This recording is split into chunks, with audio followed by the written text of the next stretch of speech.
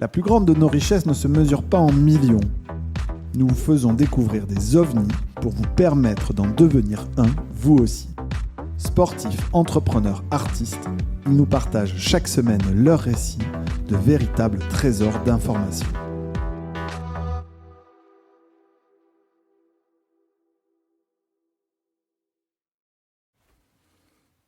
Bon, alors j'ai presque piégé Francesco quand il est arrivé parce que voilà, on s'est vraiment littéralement rencontrés il y a 2 minutes pour la première fois. 2 minutes et demie peut-être. Tu vas parler plus près du micro si tu veux bien d'ailleurs, vraiment la bouche dans le micro quasiment, donc tu peux le rapprocher de toi ou te rapprocher du micro. Donc je lui ai même pas demandé, mais a priori ça s'entend. T'es pas totalement français, toi, si Non, je suis italien, à la base. À la fois, un Francesco Manegatti, bon, je me suis dit, tu vas pas être suédois. Quoique, tu es presque blond vénitien, non, c'est ça? Ouais, bah alors disons, j'habitais pas trop loin de la frontière. Okay. En Italie, je viens de Turin. Ok. Du coup, vraiment très très près de la frontière. Après, bon, j'ai appris le français en arrivant en France. Hein. Avant, je l'avais jamais appris, du coup. Hein. Ça faisait une belle expérience en tout cas. Est-ce que tu connais ça me fait toujours marrer parce que tu sais, on a cette idée de l'italien ou de l'espagnol toujours brun aux yeux marrons quand même. Oui, voilà. Je parlais très méditerranéen quoi. Et le trait méditerranéen, comme tu dis, il y avait un film avec Christopher Walken, je sais plus, il faut que je retrouve ce nom, où dedans, en fait, il dit mais non, mais regarde, les vrais Italiens, ils sont blonds aux yeux bleus. Et en fait, c'est juste parce que la mère de ta mère s'est fait baiser par des Arabes ou un truc comme ça, en fait. Et c'est le truc hyper violent et donc voilà, je valide rien de tout ce que je viens de dire, mais c'est dans un film, c'est une référence et donc ça peut toujours m'arrêter de voir. Francesco, on va parler super technique, on va parler levée de fonds. Vous venez d'annoncer une levée de fonds assez importante sur un univers qui est quand même waouh. Moi j'ai essayé, tu vois, de pas trop comprendre jusqu'à ce que je te rencontre. Maintenant, je vais essayer de comprendre ce que vous faites. Ce que je vois, c'est que vaguement, vous êtes sur des semi-conducteurs, des cartes sur lesquelles les jonctions sont plus faites par du plomb, du cuivre, voilà, c'est ça, mais plutôt faites par de la fibre optique. Voilà, on peut dire comme ça, c'est parfait, c'est une très belle introduction. J'ai presque compris, tu vois. Voilà, tu vas m'expliquer à quoi ça sert tout ça. Avec grand plaisir. Mais avant, raconte-moi juste, je vois que tu as 2 cofondateurs, c'est ça? C'est ça. Vous êtes 3, t'es le plus jeune. Je suis le plus jeune. Et t'es le CEO. Et je suis le CEO. Comment t'as fait? Tu les as arnaqués? Bah alors, l'histoire avec mes cofondateurs a commencé dans un laboratoire de recherche au centre de nanosciences et nanotechnologie. C'était un labo du CNRS sur le plateau de Saclay où j'ai fait ma thèse. Alors effectivement, la première rencontre, c'était avec Fabrice Ranieri, qui était mon encadrant de thèse, justement. Et c'est avec lui que je commençais à découvrir cet univers de photonique, de composants très miniaturisés, très petits, qui sont capables de créer un signal lumineux. Et j'ai travaillé sur ces composants tout au long de ma thèse. Et durant ma thèse, vers la fin, j'ai rencontré Bruno, qui était un post-doctorat dans le même groupe de recherche, qui s'est focalisé sur des activités un peu en parallèle. Mais voilà, c'est comme ça qu'on s'est rencontrés pour la première fois. Et, Fabrice Ranieri, Bruno Garbin. Bruno Garbin, exactement. Et du coup, c'est vers la fin de ma thèse que j'ai commencé à avoir cette idée de continuer, disons, l'activité de recherche pour la valoriser, parce qu'on avait des résultats magnifiques et surtout, on comprenait qu'il y avait un vrai besoin dans le marché, dans notre vie de tous les jours, avec l'explosion de l'IA, etc., d'une telle technologie de pointe. Et c'est là que l'idée d'Encoding a commencé à voir la lumière, on peut dire. Quand tu me dis l'explosion de l'IA, c'est lié au GPU et à tout ce dont on parle actuellement, Nvidia, tout ça, ouais? C'est ça, oui. Effectivement, avec l'explosion de l'IA, il y a un besoin de plus en plus important de ressources hardware capables d'avoir des puissances de calcul sans précédent. Alors là, Nvidia sont carrément les leaders du marché avec leur GPU. Et le problème, c'est quoi? C'est que maintenant, il faut comprendre comment on peut continuer à augmenter cette puissance en calcul, parce que le besoin en capacité de calcul continue à augmenter de façon exponentielle et l'hardware électronique n'arrive pas à suivre avec la même pente, disons, cette augmentation du besoin. Et c'est là que le goulot d'étranglement est imposé par les interconnexions électroniques. Du coup, comment on échange les données entre les entités électroniques dans un processeur. Le cuivre a été magnifique pour beaucoup d'années parce que c'est très peu cher, c'est très robuste et très fiable. Mais maintenant, avec ces architectures qui sont de plus en plus complexes, c'est effectivement la plus grande barrière. On n'arrive plus à suivre le même niveau d'augmentation de performance comme il y a quelques années. Alors c'est marrant parce que en t'écoutant, finalement, je connecte les dots. Tu te dis, en effet, je comprends que donc la fibre qu'à un moment on a installée chez moi, comme on appelle ça, pour Internet, la fibre optique, pour aller beaucoup plus vite que la DSL, c'est qu'il n'y a plus de cuivre non plus d'ailleurs. Hein. Donc on a supprimé le cuivre pour mettre quelque chose qui va beaucoup plus vite. Et toi, tu es en train de te dire, bon, bah ça c'est sur des grands réseaux. Et toi, tu t'es dit, mais oui, mais à l'intérieur d'un ordinateur, à l'intérieur d'une carte, il y a toujours du cuivre et je dois pouvoir aller beaucoup plus vite. Exactement. Okay. Ce qu'on est en train de faire, c'est de miniaturiser la fibre à l'intérieur des processeurs. Du coup, maintenant, on a vu ce passage effectivement vers la fibre optique pour avoir beaucoup plus de capacité en download dans les réseaux, dans notre réseau à la maison.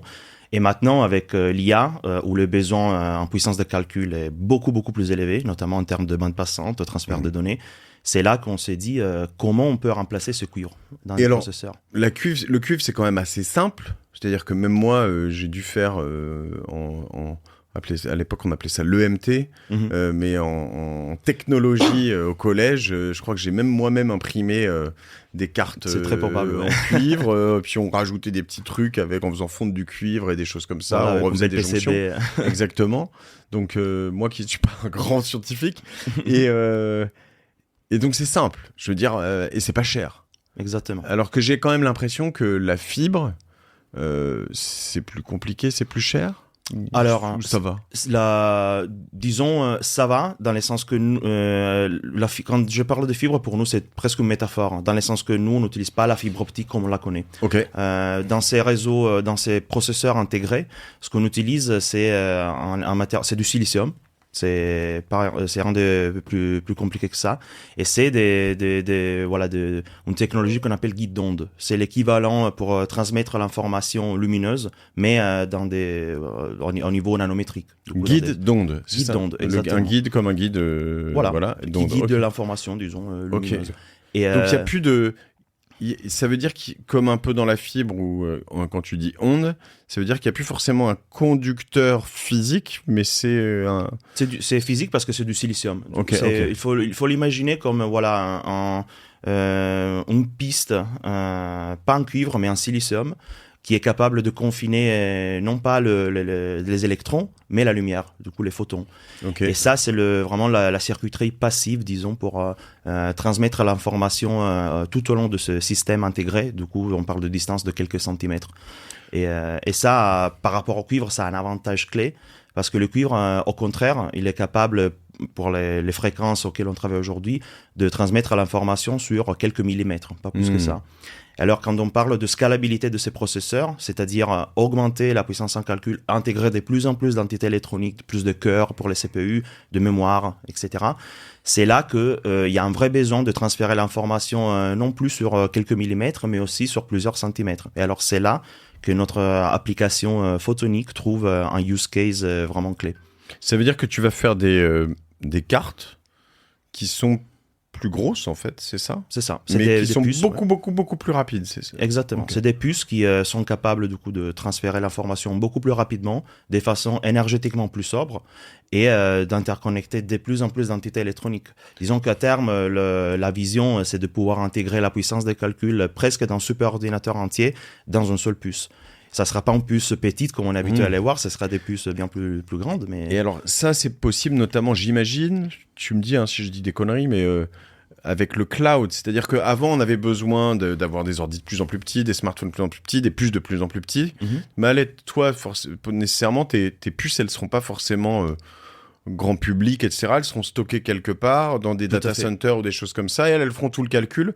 Et moi, je les réceptionnerai chez moi. J'ai pas forcément besoin absolument tout de suite d'une miniaturisation qui viendra peut-être plus tard d'ailleurs. Tout à fait. Typiquement, quand on parle de technologies innovantes, notamment hardware, la première plage de débarquement, on peut dire, c'est effectivement les applications de calcul haute performance. Alors, dans les centres de données, les superordinateurs, pas forcément dans nos portables, dans nos ordinateurs.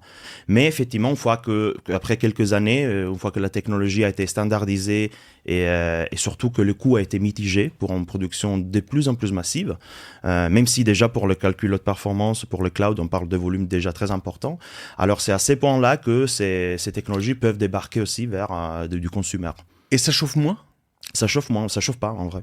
Donc il n'y a plus besoin de parce qu'on dit que ça consomme énormément d'énergie. Souvent c'est ce qui consomme. Enfin, quand ça consomme de l'énergie, ça chauffe. Oui. Donc alors c'est lié. T'as pas besoin de ventiler ou de. Si quand même. Alors pour spécifier, c'est la partie interconnexion optique. Ça chauffe pas. Néanmoins, toute la partie calcul, alors traitement de l'information qui restera via l'électronique, ça sera fait toujours via l'électronique. Alors ça, effectivement, ça continue à chauffer. Mais néanmoins, on vire toute une partie d'interconnexion électronique qui contribue au réchauffement du système. Et ça, c'est un des points aussi de blocage pour l'électronique parce que ils sont obligés, les fabricants, à arrêter complètement l'opération de ces processeurs une fois que la température dépasse les 100 et quelques degrés. Okay. Alors là, ils doivent complètement arrêter pour faire refroidir le système et le relancer. Et ça s'est traduit en quoi ? En perte de temps, et en perte d'argent et en perte de performance. Et justement, remplacer une partie de ces composants qui contribuent au réchauffement via l'optique qui au contraire ne chauffe pas. Alors ça aussi, ça va mitiger ce réchauffement, le besoin en énergie pour refroidir ces systèmes aussi potentiellement. Très clair, merci. J'y vois beaucoup plus clair. Francesco, toi, donc si je comprends bien, vous êtes retrouvés tous à Saclay, tu m'as dit. Hein, c'est ça, à Palaiseau pour la précision. À Palaiseau. Et là-bas, vous bossiez ensemble, alors en tant qu'élève et professeur, c'est ça? Toi, c'était quoi, un doctorat ou un... Non? J'étais un doctorant, ouais. Ok, donc tu as eu ton doctorat? J'ai eu mon doctorat en 2021. Excuse-moi, j'aurais dû t'appeler docteur, alors... Bah non. C'est que c'est en Allemagne qu'ils adorent ça, que quand t'es docteur, même en marketing, il faut t'appeler docteur. Docteur, c'est important. Merci, docteur Gatti. De rien. Et donc, vous retrouvez là-bas, vous faites des recherches, vous testez des trucs. Ce qui me questionne toujours dans ces projets, là, vous levez 3,5 millions. Exactement, actuellement. 3,5 millions. Où est-ce qu'on en est dans tout ça ? Est-ce que ça marche ? Est-ce que c'est à l'état de recherche ? Est-ce que c'est industriel ? Est-ce qu'il vous faut une gigafactory pour en faire plein ? Tu peux m'expliquer un peu dans le projet de développement de Encoding où est-ce qu'on en est ? Est-ce que c'est sûr ? Est-ce que vous êtes seul d'ailleurs à faire ça ? Est-ce que c'est breveté et c'est sécurisé ? Oui, bah alors il y a plein d'aspects à considérer justement. C'est une technologie brevetée, effectivement, qu'on a brevetée durant notre carrière académique, quand on a développé les briques de base, disons.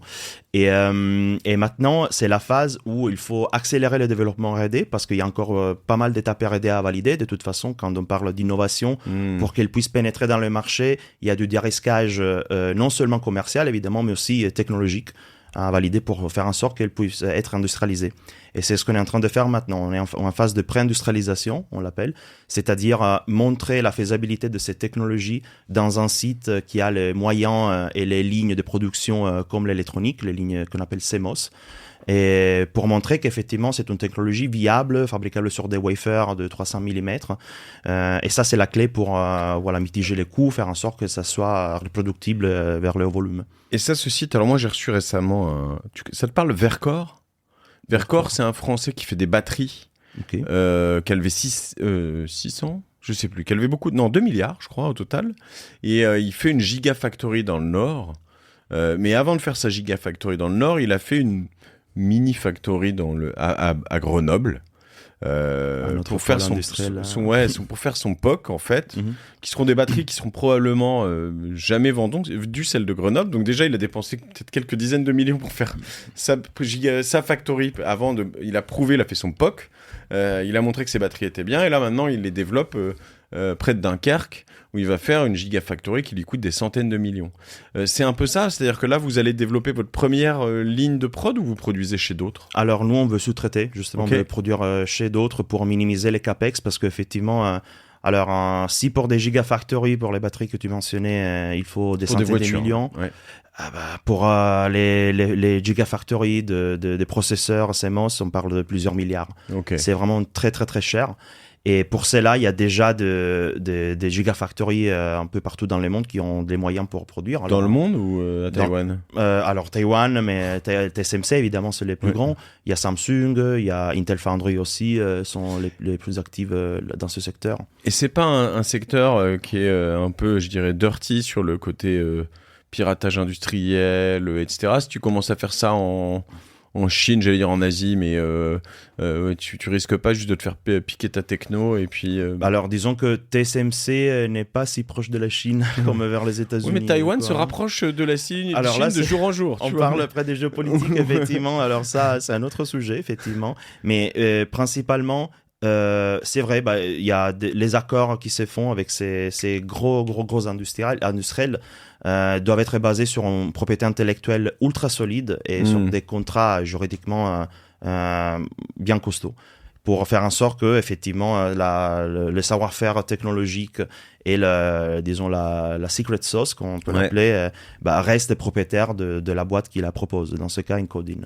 Et ça se fait, disons que dans ce domaine, en tout cas, la victoire ou l'échec d'un projet passe par les partenariats, tout le temps, dans ce secteur.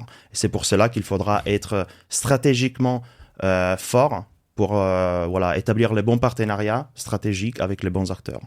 Et là-dessus, vous avez quelqu'un qui... alors, je vais me poser d'autres questions avant là-dessus, mais j'aimerais comprendre juste avant cette levée de 3,5 millions et juste après... donc où est-ce que vous en étiez et où est-ce que vous allez aller, tu vois, qu'est-ce qui a fait que parce que j'imagine alors je crois savoir qu'on fait bien notre travail chez OVNI, mais j'imagine que quand même là-dessus, moi tu me racontes ça, je me dis il a l'air super Francesco, en plus il a toute la street cred qu'il faut, et puis il a son professeur Fabrice qui a déposé 4 brevets, qui a 80 articles, super, ils veulent de l'argent, j'y vais, mais honnêtement, c'est vague, c'est flou, c'est le brouillard, tu vois.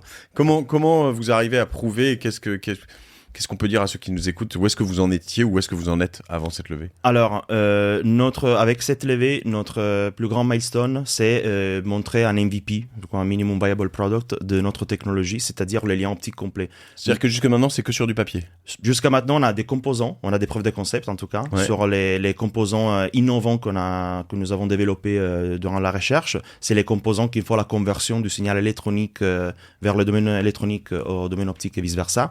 C'est ces nanoconvertisseurs, disons, qui sont essentiels pour faire en sorte que deux entités électroniques puissent parler entre eux. Okay. Et alors ça, nous avons déjà montré qu'ils ont toute une série de performances qui sont très bien, sont très petits. Et ça, c'est la clé pour débloquer effectivement l'intégration dans des systèmes où la densité d'intégration est très importante. Et ça, on l'a déjà prouvé. Maintenant, ce qui reste à prouver, c'est effectivement, est-ce que ces deux composants, si on les met ensemble, se parlent entre eux et sont capables de fonctionner à une certaine fréquence. Et du coup, de transférer tout un certain nombre de données. Est-ce que ça marche plus de 2 jours ou est-ce que ça marche et voilà, ça, est-ce que c'est fiable, Tout à fait. Ça, c'est la partie pour l'industrialisation, après, qui est importante à prouver. Et ça, aujourd'hui, toi, tu le sais que ça va marcher ou tu penses très fort que ça va marcher ? Je sais que ça va marcher. Je sais que ça va marcher parce que nous avons déjà validé toutes les étapes techniques pour faire en sorte que ça puisse marcher. Maintenant, c'est de l'exécution. Alors, c'est maintenant où on doit être fort, et c'est le sujet sur lequel on est en train de travailler, c'est comment accélérer le plus possible, comment le faire dans le moins de temps possible. Parce qu'après, les imprévus du marché sont toujours derrière les coins. Il faut être capable d'arriver à montrer rapidement que la technologie est fonctionnelle, que ça répond aux besoins des clients, pour ensuite démarrer toutes les étapes de dérisquage commercial avec nos partenaires. Quand je vois une équipe comme celle-ci, vous avez combien de personnes avec vous en plus de vous 3 ? Nous sommes aujourd'hui 7 en total, et en octobre on sera 15. Et Bruno et Fabrice bossent à plein temps sur Encoding ? Bruno à plein temps et Fabrice à pourcentage audit. Il est toujours professeur des universités. Okay.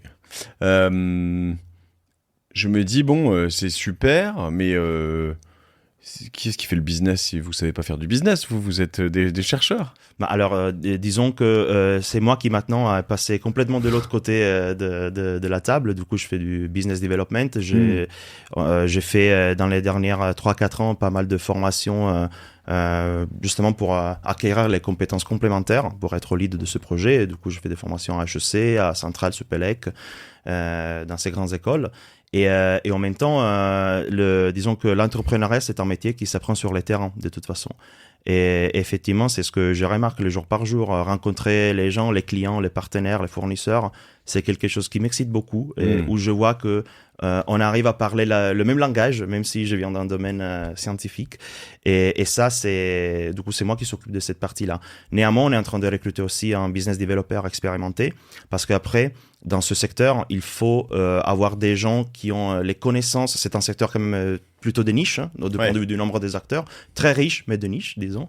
Et c'est pour cela qu'il faut avoir des collaborateurs qui connaissent les dynamiques, qui connaissent déjà les acteurs potentiellement, et qui soient capables de vendre à des acteurs qui sont très capables d'acheter, comme les Nvidia, les Intel, les Qualcomm, les AMD. Non, mais c'est super. Déjà, bravo d'avoir aussi su transférer tout ça. Puis si tu fais cette levée, c'est que tu sais aussi rassurer, donc convaincre, et donc faire du business, ça c'est super. C'est vrai que je me dis, quand je t'entends dire ça, je me dis, est-ce que aussi finalement c'est pas dommage? Parce que tu as aussi les autres skills, les compétences pour travailler avec Bruno et Fabrice sur le projet.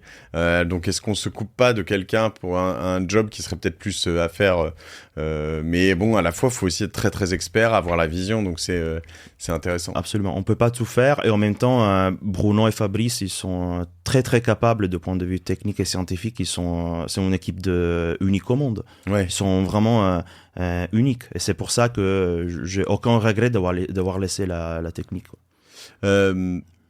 Votre play, c'est quoi? C'est de concurrencer Nvidia? Non, Nvidia, c'est un client. Un client. Exactement. Okay. Oui, alors, quand il y a des startups qui sortent sur le marché et depuis l'early stage commencent à se mettre en concurrence avec ces acteurs, c'est toujours un peu un red flag. On verra plus tard. Voilà. Et nous, en fait, on offre à ces acteurs assez gros, les Nvidia, les Intel, etc., une possibilité pour accélérer leur roadmap de développement de produits et en même temps simplifier la vie à leurs ingénieurs, d'architecture des processeurs. Et c'est pour cela que nous, on se positionne comme vendeurs pour eux, du coup, ils seraient nos clients.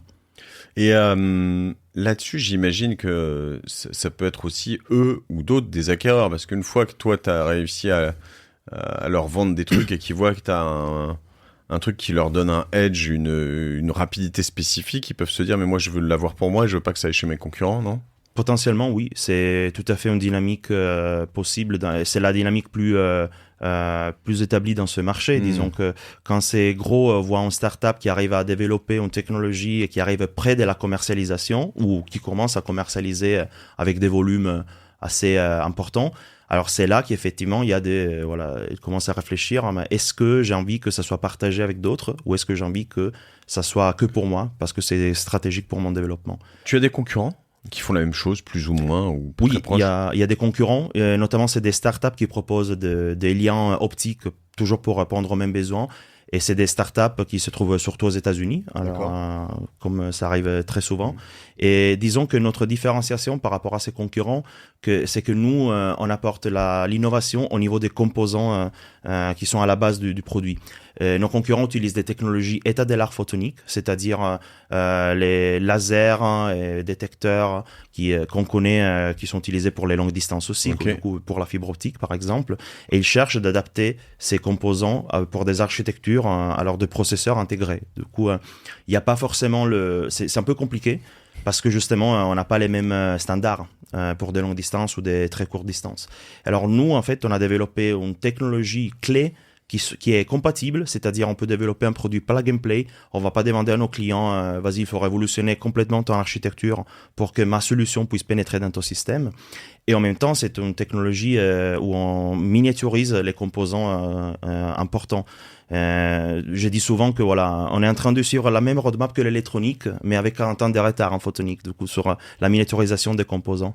Là, c'est pas de l'électronique, c'est de la photonique, c'est ce que tu dis. C'est de la photonique. Il n'y a plus de l'électro, c'est photo. On peut l'appeler optoélectronique, dans le sens que c'est des composants qui sont pilotés électriquement, mais qu'à travers ce pilotage peuvent créer un signal lumineux, du coup un laser.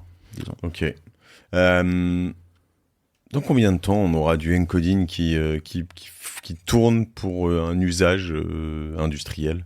Alors, notre horizon, c'est l'horizon 2030. À l'horizon 2030, l'idée, c'est d'accélérer maintenant avec l'industrialisation de la technologie et d'arriver entre 2028 et 2030 à commercialiser du haut volume. Hein. Après, des prototypes, même avant. Mais les prototypes servent juste à valider des étapes techniques et ne seront jamais après utilisés pour des applications dans la société. C'est incroyable parce que donc Benoît Leménian de Vercors, avec qui j'enregistrais ce podcast Génération It Yourself, il me disait là, tu vois, on développe des choses, on développe nos batteries, mais j'ai même pas de commerciaux réellement parce que j'en ai pas besoin. De toute façon, j'ai pas de produits qui sortent des usines. Donc, tu vois, alors il a un gros partenariat, il a vendu, tu vois, à Renault, sa production pour les premières années tout entière. Mais il doit quand même respecter un cahier des charges de temps et tout. C'est super intéressant de voir un peu les durées de ces choses-là. C'est-à-dire que toi, tu es entre 4 ans, 5 ans environ pour avoir vraiment un produit qui tourne pour le plus grand public. Enfin, hyper intéressant. Souvent, les boîtes, elles peuvent être achetées avant même la mise sur le marché de toutes ces choses-là ou... Ouais. Ça peut arriver aussi. Ça dépend toujours du niveau de stratégique qui est... que les gros attribuent au projet des startups. C'est-à-dire, est-ce que j'ai envie d'atteindre la commercialisation massive et potentiellement de devoir racheter la startup à plusieurs milliards, ou alors c'est mieux anticiper, dépenser un peu moins et en même temps développer déjà en interne pour démarrer la commercialisation massive. Ça, c'est les gros sujets. Ça, après, de notre côté aussi, c'est une stratégie à garder en tête parce que il faut quand même être attentif à ne pas dépendre uniquement d'un seul acteur, parce que ça risque d'être très compliqué et dangereux. Si jamais un partenariat tombe par terre, il faut avoir toujours une alternative prête. Mais disons que le niveau de stratégie de ces secteurs est très très important. Et il faut être capable de gérer ces acteurs en même temps. C'est dans un autre épisode avec le fondateur Aurélien Demeaux d'Electra qui fait des chargeurs de vos véhicules, tu vois. Il a levé 600 millions d'euros et il me dit qu'en fait ses concurrents sont Total et EDF. Et Total fait 21 milliards d'EBITDA l'année dernière, EDF 10. Enfin, tu te dis, 600 millions, c'est tout petit, en fait. Tu dois être un peu dans le même contexte de temps en temps. C'est-à-dire, 3,5 millions, tu te dis, c'est extra pour un projet qui est vraiment très, très early. Mais à la fois, c'est tout petit par rapport à ce que doit pouvoir mettre Nvidia sur un projet comme ça. Exactement. C'est des projets qui demandent beaucoup de ressources. Notamment le développement hardware, ça demande non seulement du dérisquage R&D, et alors on parle de mesures, etc., mais ça demande aussi de l'industrialisation et c'est ça qui coûte extrêmement cher. Et après, une fois que l'industrialisation est établie, c'est là qu'il faut être capable de respecter des volumes, de respecter des performances au niveau, comme tu disais tout à l'heure, de la durabilité. Ça ne doit pas mourir après une semaine. Il faut valider que ça soit valide sur le long terme, le produit. Que ça respecte certaines températures, le test, la production, je fais un wafer, est-ce que dans un wafer, tous les composants que j'ai fabriqués sont parfaits, ou il y en a certains qui ne fonctionnent pas. Incroyable. C'est toute une série de choses à valider, et tout ça s'est traduit en besoin de beaucoup d'argent. Parlons rapidement, justement, puisqu'on parle d'argent, de levée. Donc 3,5 millions, tu m'as expliqué pourquoi. Ce qui est difficile, c'est de me dire, donc souvent une levée, tu me dis je sais pas si tu as le droit de le dire ou pas, mais moi je suis pas au courant, donc je peux te le dire, mais 3,5 millions, généralement tu vas avoir une valo qui va être aux alentours de 15 millions, entre 15 et 20, c'est ça à peu près? C'est un peu moins. Ok, un peu moins, ça dépend, voilà. Mais ce qui est super compliqué, c'est que, alors peut-être post-pré-money, entre 10 et 15, donc j'imagine, tu vas avoir une valo qui est même pas liée à une valeur marché, c'est un état d'avancement, c'est très... comment on valorise une boîte comme ça?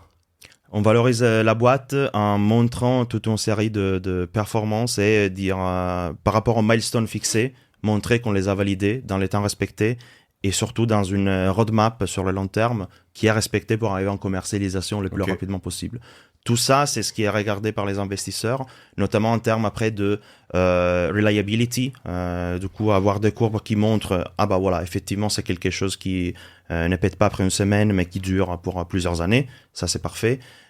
Toute une série de choses très importantes et fondamentales pour la production massive doivent être montrées et respectées. Et ça, c'est comment la boîte prend valeur. Et ça, quand tu as 3 chercheurs qui viennent plutôt des mondes universitaires, le côté délivrer, ne pas être trop dans du fondamental et plus dans du tac-tac, être capable de respecter ou d'aller plus vite, respecter les deadlines, etc., d'être très focus, c'est quelque chose que vous savez faire, c'est quelque chose que vous devez forcer à faire C'est quelque chose qu'on sait faire parce que de toute façon, déjà au niveau académique, on ne faisait pas de la recherche fondamentale, on faisait de la recherche quand même appliquée. Pour développer des composants à tester et de toute façon après ça s'est traduit aussi avec le support de nos collaborateurs. Déjà avec nos fonds d'investissement, Ilaya, Early Bird et OVNI qui nous aident aussi à accélérer notre roadmap et évidemment par le recrutement de talents, et ça c'est clé. Faire comprendre aux gens, on vous recrute pas pour faire de la belle recherche, pour s'amuser, mais on vous recrute pour faire accomplir des milestones. Et on est sûr pour les recrutements qu'on a déjà fait, qu'on a prévus, que c'est les meilleurs. C'est des gens vraiment très talentueux. Maintenant, il faut leur donner tous les moyens possibles pour qu'ils soient capables de délivrer dans des délais courts les objectifs fixés. Comment ça s'est passé, ta recherche de fonds? Comment c'est passé au sens large et avec OVNI? Alors, c'était une recherche des fonds qui a démarré l'année dernière. Alors, nous, on a créé la startup en mars 2023, à la fin du mois de mars. Et peu après, sans forcément le vouloir, on a démarré notre roadshow, dans le sens qu'on s'était dit, il faut de toute façon qu'on lève des fonds là.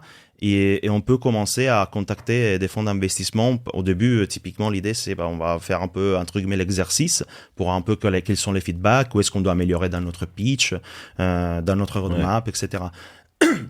Et on s'est rendu compte que depuis le début, on avait déjà une bonne puissance de frappe avec les investisseurs. Alors c'est là qu'on a déclenché ce mécanisme presque de façon pas volontaire. Alors là, on était dans le jeu, dans le game complètement. Okay. Et entre ces fonds, disons qu'avec OVNI, on est rentré en contact durant l'été, effectivement. Et ça, c'est un processus qui a duré pas très longtemps. Parce que on avait un alignement, on était en phase sur la vision, notamment. Tu as rencontré qui? Arnaud? Augustin, ok, super. Et depuis le début, on voyait que du côté OVNI, ils étaient vraiment convaincus par rapport à ce qu'on proposait. Et c'est pour ça que ça n'a pas pris très longtemps. Je ne doute pas que mes associés soient beaucoup plus intelligents que moi, mais Augustin, il comprend tout ça, tout ce que tu fais? Alors, il comprend. Je pense qu'il ne comprend pas les détails techniques, en tout cas, mais ça, c'est normal. On a fait une due deal où il y a des gens d'autour, des LP ou des gens de chez OVNI qui sont venus regarder ou qui ont échangé avec toi? Il y a eu des mises en relation, effectivement, pour discuter un peu de la partie un peu plus technique. Effectivement. Mais après, ça arrive avec tous les fonds d'investissement. Oui, bien sûr. Non, c'est juste pour essayer de comprendre comment on valide un peu tout ça. Tout à fait. Mais l'idée, c'est d'avoir des experts dans le réseau qui puissent valider ou pas, ou leur poser des questions pour voir comment on réagit, etc. Et surtout pour voir si on a réfléchi à des sujets qui peut-être sont très importants, mais qu'on n'a pas forcément inclus dans notre roadmap, dans notre deck. Est-ce qu'il y a une bataille entre les investisseurs pour prendre plus, moins, un lead, ou ça s'est bien entendu? Alors ça, c'est ce qu'on appelle la FOMO, la Fear of Missing Out. Oui, ça, on a remarqué qu'en tout cas, effectivement, il y a quelque chose là-dedans. Et ça fait partie d'un jeu d'intérêt. Et il y a des Legos aussi, c'est normal. Il y a les Legos entre les entrepreneurs, c'est pareil avec les investisseurs. Mais de toute façon, à la fin, ce qui compte, c'est trouver, de notre point de vue en tout cas, mais même pour les investisseurs, c'est trouver les meilleurs partenaires où la vision soit vraiment alignée et où on comprend qu'il y a du fit, non seulement humain, mais même professionnel. Et ça, c'est le plus important pour conclure un deal, en tout cas. On a dû faire un peu de place. Tu sais combien met OVNI chez vous sur les 3,5 millions? Ils sont en follow, disons, ils sont pas en lead. Le lead, c'est Elaya. C'est du lead entre Elaya et Early Bird. Ok, très bien. Ils ont pas essayé de nous kicker, Elaya et Early Bird, je les appelle, je les engueule. Hein. Non, ça va. Bon, alors, ça va. Bon, on les aime. Très cool. Qu'est-ce que peuvent faire les gens qui nous écoutent pour toi ?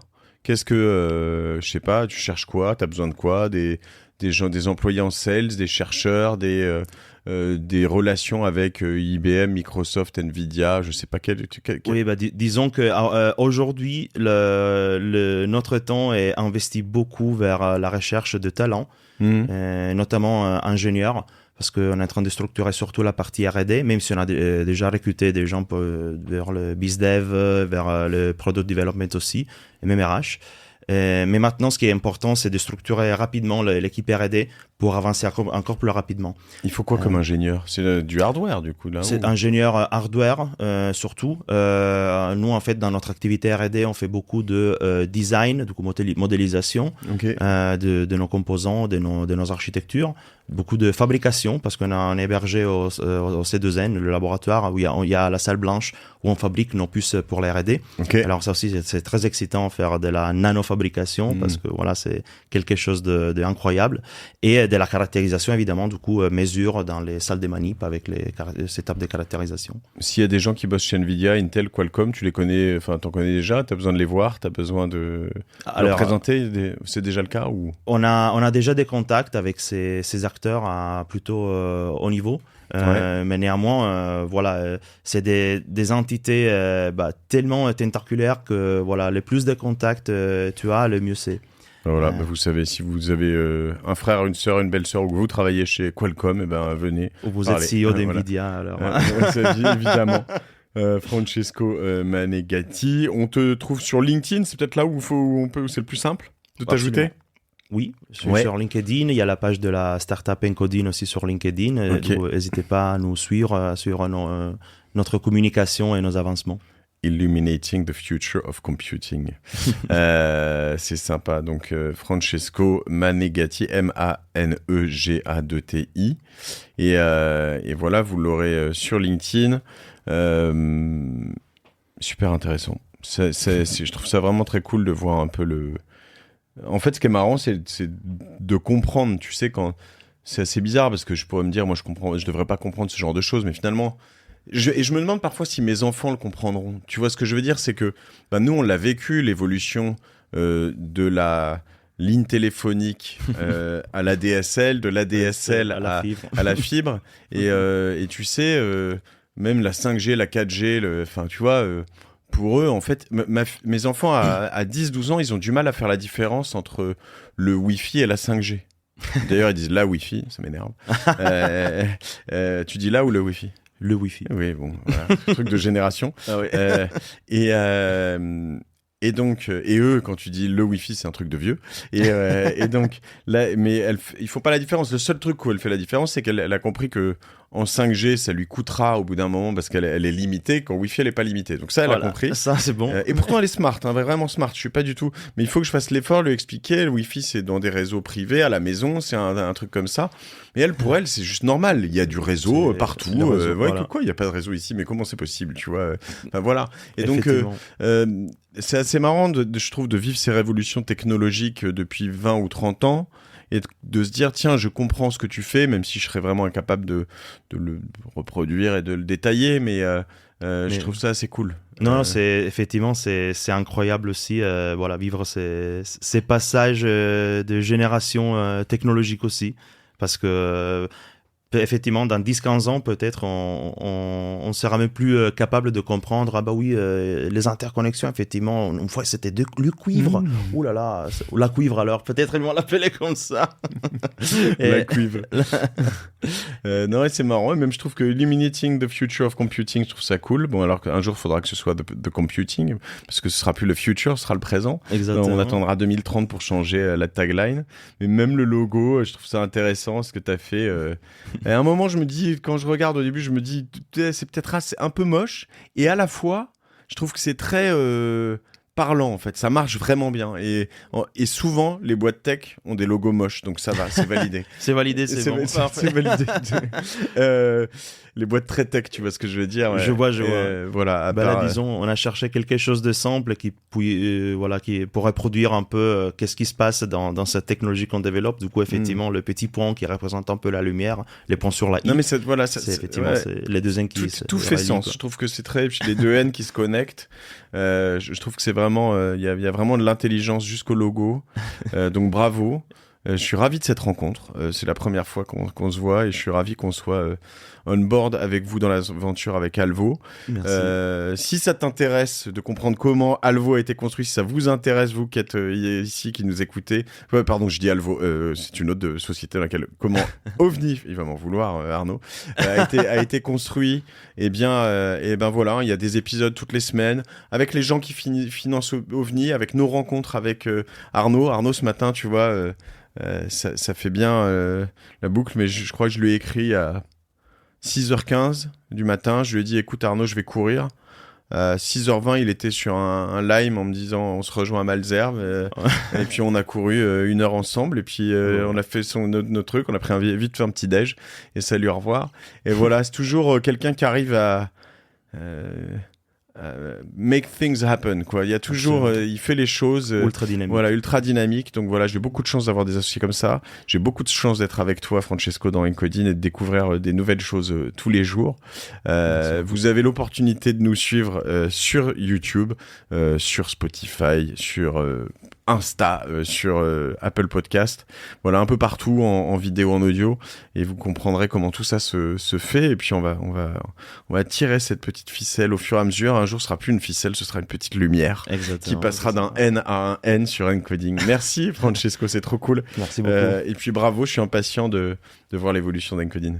Merci beaucoup pour cet épisode. À plus, salut. Suivez aussi Francesco sur LinkedIn, Manegatti avec 2 T. À plus.